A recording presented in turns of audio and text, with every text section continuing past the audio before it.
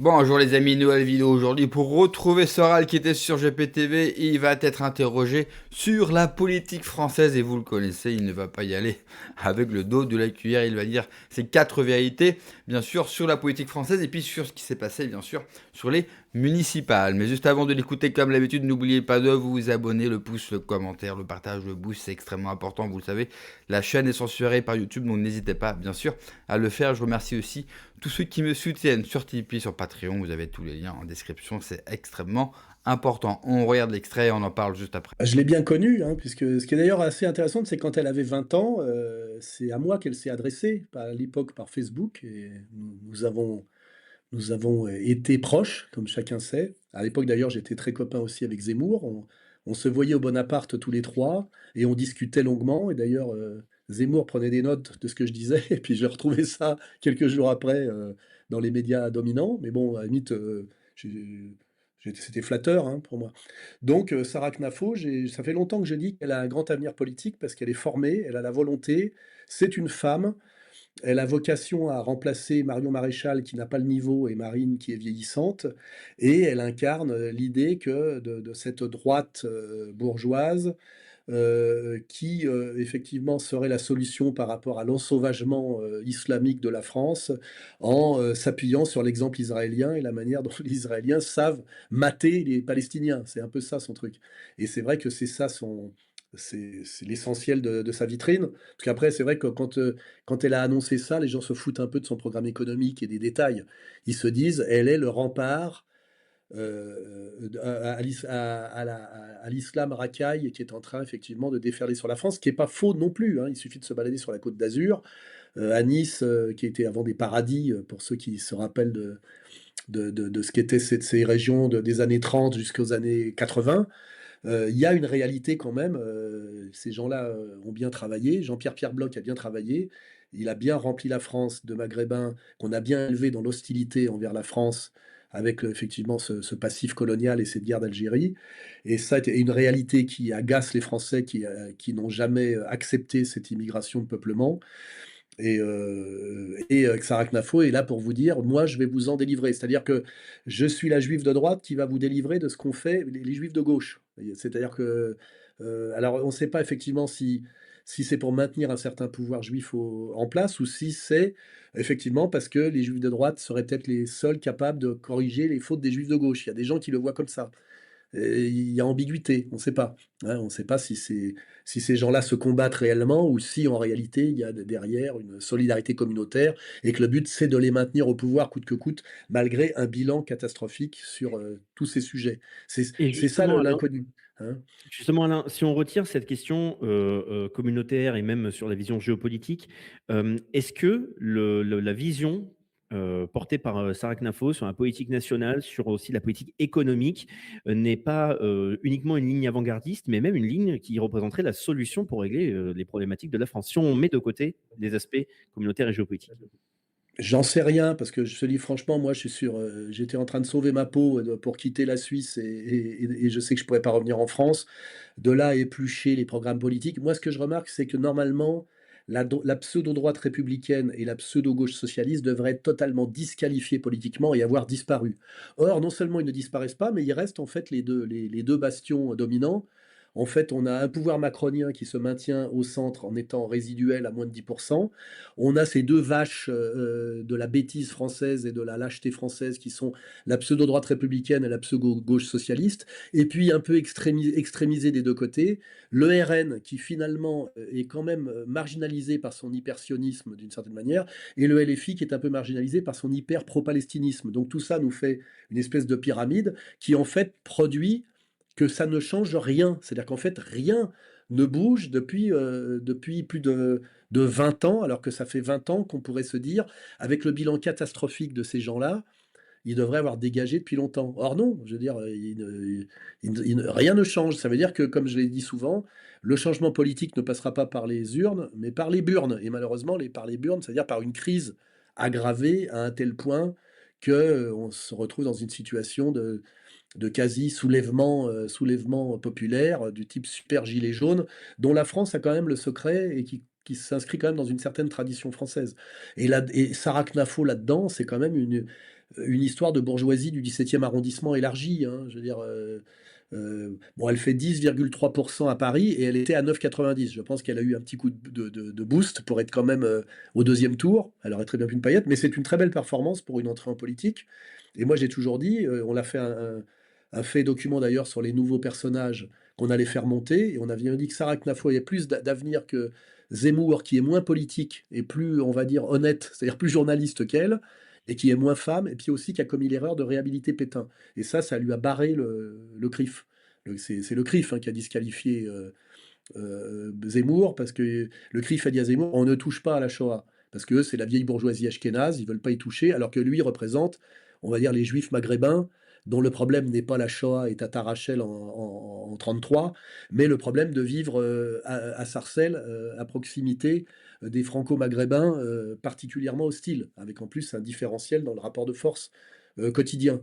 Donc il faut bien comprendre. C'est pour ça que moi j'étais à l'époque où Zemmour se présentait à la présidence, j'ai dit oui, Zemmour président du CRIF. Moi, je pense que ça serait très bien que Zemmour prenne la présidence du CRIF, parce que ça mettrait le CRIF face à une réalité qui est sa réalité sociologique, qui est la montée des Juifs d'Afrique du Nord et le lent déclin des Juifs d'Europe de l'Est, les uns étant déterminés par la Shoah et les autres par le problème de l'immigration maghrébine.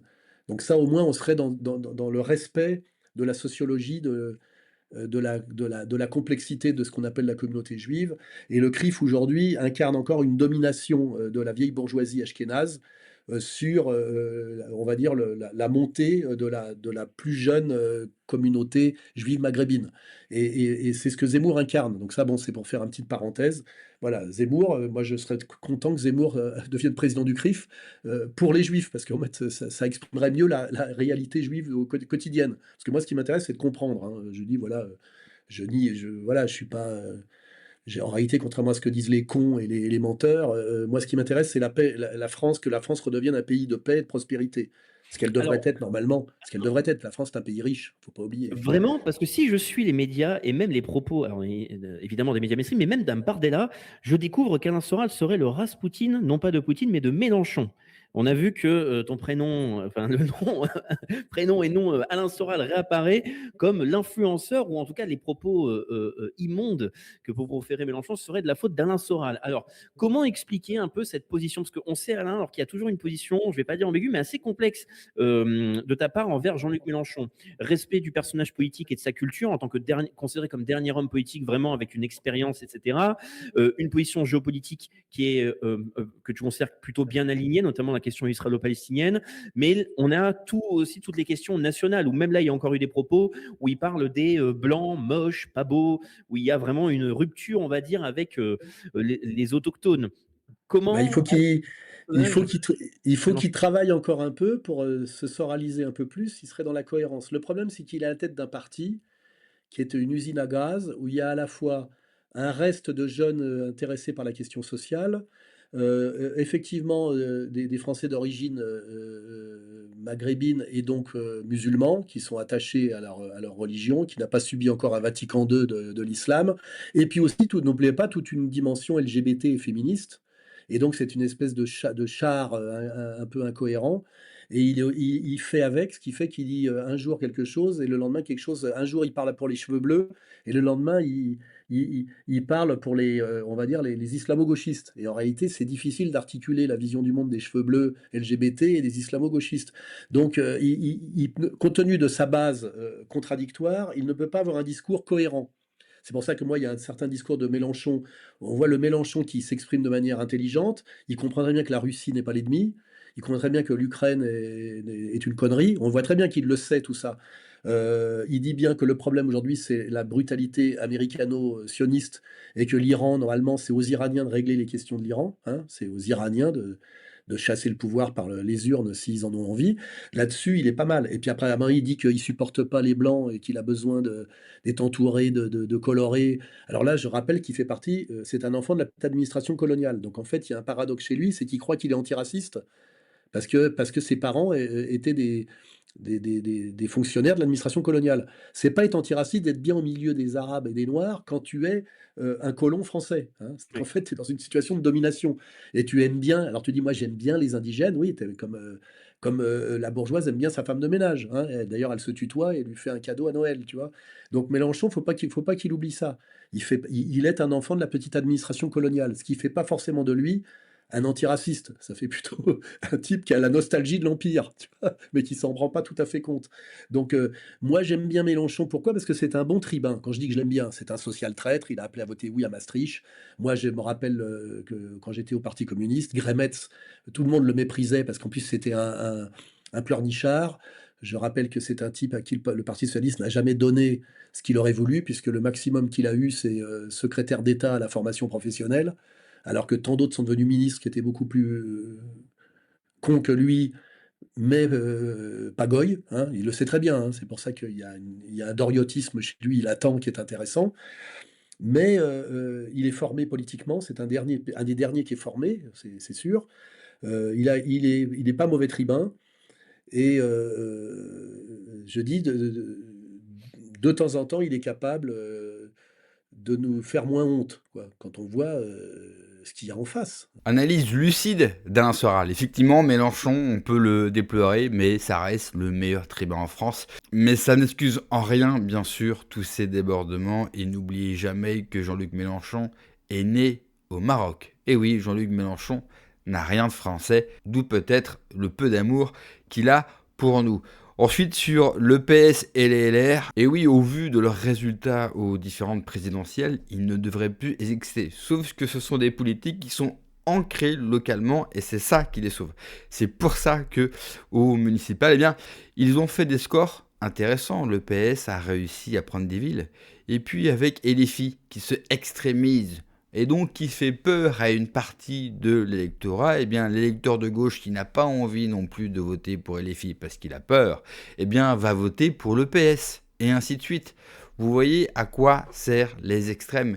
Et on le voit aujourd'hui, le système nous refait le jeu, bien sûr, du fameux clivage gauche-droite, pour mieux insérer eh bien, le gouvernement central qui va pouvoir débarquer avec peut-être Édouard Philippe comme héros pour nous dire et pour dire aux Français ne tombez pas bien sûr dans les extrêmes. Les extrêmes, eh bien, ça nous rappelle les heures les plus sombres de notre histoire. Alors, votez pour nous pour la continuité, bien sûr, de la Macronie. Et comme Macron n'a pas oublié de nommer ses meilleurs amis au poste clé de la République, on peut déjà entrevoir un scénario pour 2027. Tout ça pour dire qu'on n'est pas gâté avec la classe politique française. On a une droite qui est totalement absente. Une fois que vous leur enlevez la gauche et l'immigration, ils n'ont pas grand-chose à vous raconter.